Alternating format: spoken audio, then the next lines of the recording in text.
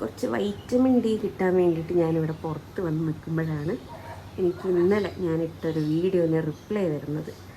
അതായത് നമ്മൾ ടീച്ചേഴ്സിനെ പറ്റി ടോക്സിസിറ്റി ടീച്ചേഴ്സ് അതായിരുന്നു നമ്മുടെ ഡിസ്കഷൻ.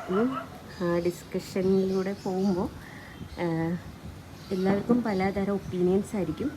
അതെനിക്കും ഡിഫറെൻ്റായ ഒപ്പീനിയൻ. ചിലർക്ക് നല്ല ടീച്ചേഴ്സിനെ കിട്ടിയിട്ടുണ്ടാവും, ചിലവർക്ക് അവർ പറഞ്ഞ കാര്യങ്ങളിലൂടെ ഭാവി ചിലപ്പോൾ നന്നായവരുണ്ടാവും, ചിലവർക്ക് അതൊരു ട്രോമ എക്സ്പീരിയൻസ് ആയിരിക്കും.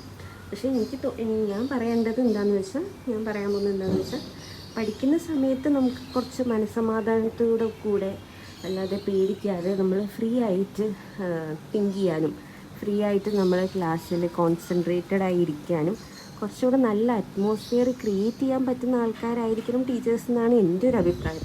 അല്ലാതെ ഒരു ശ്വാസം വിടാൻ പോലും സമ്മതിക്കാതെ അറ്റൻഷൻ എന്ന് പറഞ്ഞാൽ നമ്മൾ സോൾജേഴ്സിനെ ആക്ച്വലി അത്രയും ട്രെയിൻ ചെയ്യുന്നത് അതുകൊണ്ടല്ലേ, ഇത്രയും മനസ്സ് കട്ടിയാവാൻ ട്രെയിൻ ചെയ്യുന്ന ആൾക്കാരല്ലല്ലോ നമ്മൾ സ്റ്റുഡൻസ് അല്ലേ, നമ്മൾ ആ ഒരു രീതിയിലല്ലേ നമ്മൾ പഠിക്കേണ്ടത്. എൻ്റെ ഒരു ഒപ്പീനിയൻ പറഞ്ഞതാണ്. ആൻഡ് റെസ്പെക്റ്റ് ഈസ് നോട്ട് എന്താ പറയുക, പിടിച്ചു വാങ്ങാൻ പറ്റുന്നതല്ല, ഇറ്റ് ഈസ് ഏൺഡ് അല്ലേ.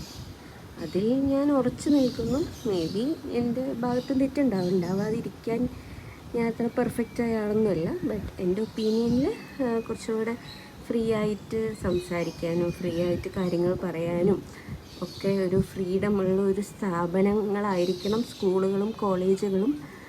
നല്ല നാളെ നല്ല ആൾക്കാരെ ഇതുപോലെ ആത്മഹത്യ ഒന്നും നമ്മൾ കേൾക്കേണ്ട ഒരു സിറ്റുവേഷൻ ക്രിയേറ്റ് ചെയ്യുന്ന ഒരു സ്ഥാപനങ്ങളായിരിക്കരുത് സ്കൂളും കോളേജുകളും എന്നുള്ള അഭിപ്രായം എനിക്കുണ്ട്. ഞാൻ ആക്ച്വലി അതിൽ ഉറച്ചു നിൽക്കുന്നു.